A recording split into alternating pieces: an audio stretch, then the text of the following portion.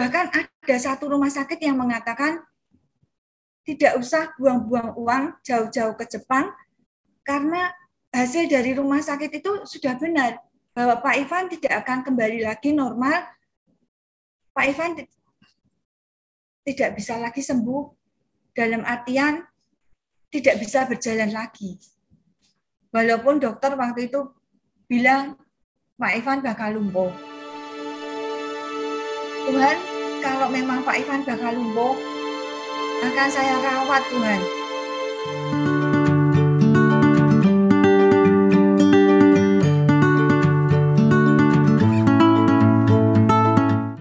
Perkenalkan, saya Yuliani dari Semarang. Saya istri dari Pak Ivan yang Januari 2016 itu divonis dokter sakit kanker. Jadi kanker yang diderita Pak Ivan itu gejalanya mulai dari Pak Ivan itu merasa kesemutan. Tapi anehnya pada kedua kakinya. Nah, waktu itu saya mengeyem-yemi Pak Ivan, Allah paling besok sembuh. Nah, tapi kok malah nggak sembuh. Besoknya tuh Pak Ivan bangun tidur itu 4:30 mau bangun tidur itu malah tergelundung gitu. Tergelundung dari tempat tidur. Jadi dia kehilangan kekuatan pada kedua kakinya. Nah, sebelumnya memang Pak Ivan bulan Oktober itu 2015 bulan Oktober Pak Ivan itu sudah mempunyai gejala panas dingin gitu badannya. Nah, kita ke dokter kasih pengantar itu Pak Ivan dikira tipes. Nah, kita juga nggak paham karena pengantar dari dokter tuh hanya tipes gitu. Yang dicek oleh laborat ya tipesnya saja gitu. Setelah itu tapi kok tidak sembuh-sembuh. Jadi Pak Ivan selalu kalau obat dari dokter habis, panas dinginnya itu kambuh lagi. Sampai itu Januari 2016 Pak Ivan merasa kedua kakinya itu kesemutan. Nah, itu akhirnya besoknya tuh Pak Ivan terguling dari tempat tidur, kehilangan kekuatan pada kedua kakinya. Karena waktu itu kami hanya tinggal berdua, saya nggak kuat ngangkat Pak Ivan. Saya lari ke pos satpam, minta bantuan satpam, terus akhirnya Pak Ivan dinaikkan ke mobil, saya bawa ke rumah sakit. Nah, di rumah sakit itu dokter UGD itu sudah paham kayaknya. Setelah sekian hari di rumah sakit, dokter bilang ini kanker ganas, dan dari hasil MRI itu terlihat bahwa kankernya itu sudah sampai ke paru-paru kanan dan paru-paru kiri, serta levernya itu sudah mengeras. Ya mungkin karena gaya hidupnya Pak Ivan yang waktu itu juga tidak bagus ya. Pak Ivan itu tidurnya sampai pukul 2 pagi baru tidur. Tapi pukul 7 pagi ketika saya harus berangkat ngajar, Pak Ivan itu sudah mandi. Sehingga dia kurang istirahat. Nah, belum lagi didukung gaya hidup yang tidak sehat. Pak Ivan rokok, Pak Ivan minum kopi, itu. Terus, tapi ketika harus di rumah sakit, mondok di rumah sakit, ya akhirnya semua itu berjalan dengan waktu. Pak Ivan mondok cukup lama, sampai hampir 1 bulan. Puji Tuhan, akhirnya Pak Ivan bisa menghentikan rokoknya, tidak minum kopi lagi. Bahkan ketika Pak Ivan dinyatakan Pak Ivan tidak bisa kembali lagi normal, dokter bilang Pak Ivan bakal lumpuh. Pak Ivan tetap tidak mau menyerah. Pak Ivan melatih kakinya, dia mulai dari rembetan, mulai seperti bayi lagi, mulai dari rembetan, duduk. Karena Pak Ivan waktu itu cukup gemuk, rembetan Pak Ivan tuh latihan di pagar, dia latihan rembetan, latihan sepeda statis itu dilatih dulu semua kakinya kanan kiri, dia latihan terus. Nah, saya mendampingi Pak Ivan. Waktu itu Pak Ivan dinyatakan harus mencoba makan sehat dengan minum jus, buah, banyak-banyak makan sayur, bahkan sayur mentah, karena sayur yang sudah matang itu enzimnya sudah habis. Jadi Pak Ivan mulai tesnya, merubah pola makannya. Dari tesnya itu dia ditata ulang lagi. Pak Ivan waktu itu juga merasa, aduh kok makan harus seperti ini, dosa apa gitu. Untungnya Pak Ivan tapi dibarengi dengan semangatnya dia. Dan saya melihat Pak Ivan penuh semangat, saya tidak mungkin ngelokro gitu loh. Saya harus juga memompa dia semangatnya dia. Sehingga apa yang dimakan oleh Pak Ivan, saya juga ikut makan. Karena kami hanya tinggal berdua, anak-anak waktu itu kuliah di Jakarta. Saya hanya tinggal berdua, saya tidak mungkin membiarkan Pak Ivan berjuang sendiri. Saya mendampingi, kami makan apa yang dimakan Pak Ivan juga saya makan. Apa yang diminum Pak Ivan, saya juga mendampingi minum. Walaupun mungkin pada awalnya itu susah ya kita merubah tes kita. Nah, saya mencoba, walaupun mungkin kok aneh gitu ya. Saya bilang, enak kok, enak. Saya mencoba memompa semangatnya dia, supaya dia tidak merasa sendirian, berjuang sendirian. Kita sebagai pendamping harus memberi semangat pada yang sakit. Jadi apa yang dia makan, saya juga ikut makan. Dokter bilang, Pak Ivan tidak bisa sembuh, tapi dokter tidak mau mengatakan secara terang-terangan. Jadi setiap kali saya tanya ke dokter, atau kita konsultasi dengan dokter, dokter selalu menjawabnya ketika saya tanya, apakah Pak Ivan akan kembali bisa sembuh? Dokter bilang kita save nyawa dulu. Dan ketika dokter saya tanya, apakah hasil operasinya itu Pak Ivan sudah bersih dari kanker?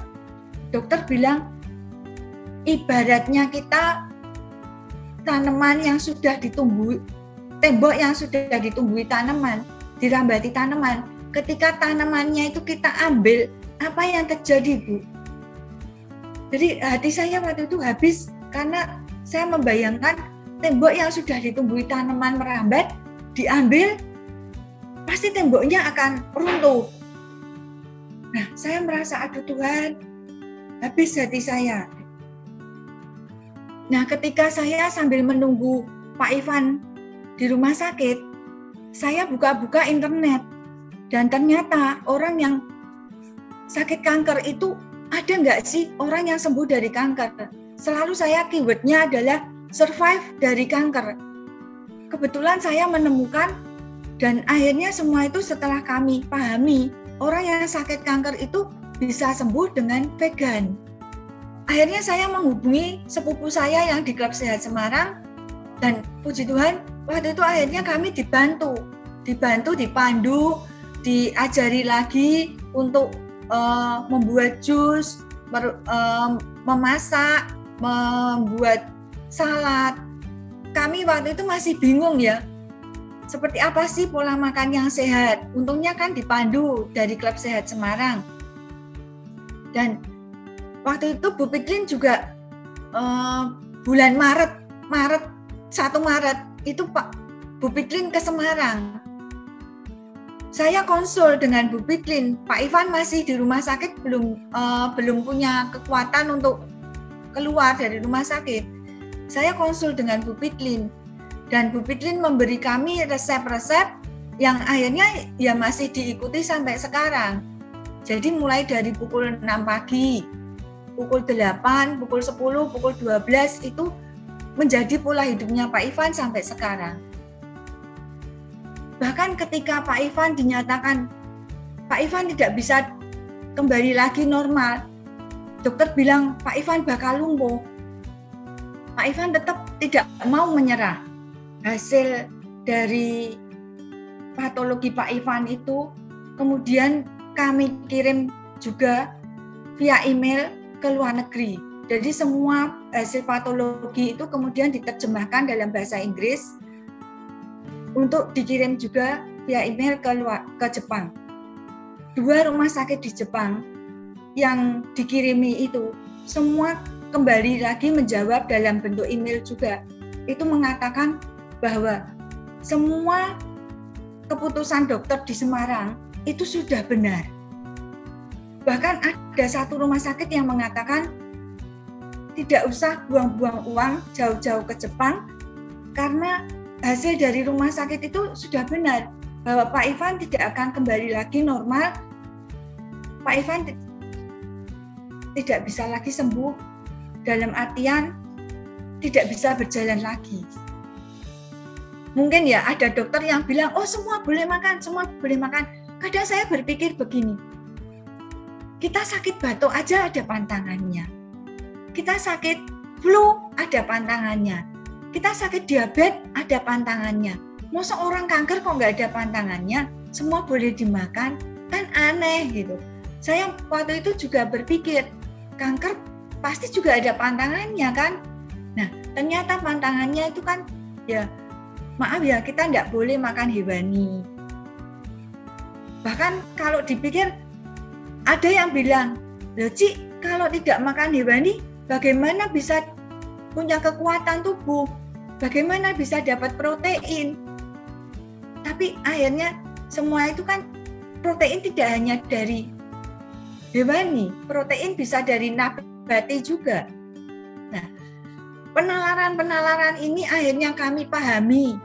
Jadi pengobatan itu tidak hanya dari obat, tubuh makan obat, tapi juga kita mau sembuh, kita mengobati dengan menahan tidak makan. Seperti tadi saya bilang, sakit batuk, ya jangan makan keripik, jangan makan kerupuk. Nah, kanker itu juga seperti itu. Kita tidak makan hewani. Puji Tuhan, tadinya Pak Ivan yang dibilang lumpuh, sekarang kalau orang nggak kenal, ketemu kita, nggak ada yang menduga Pak Ivan dulu pernah duduk di kursi roda hampir 10 bulan.